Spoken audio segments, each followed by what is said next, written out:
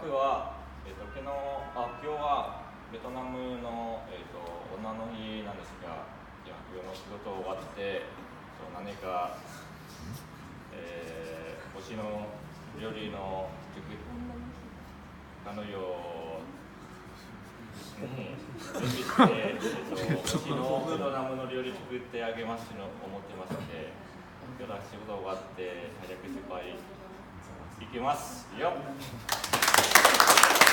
せーの、イエーイ。よしよし、どうぞ。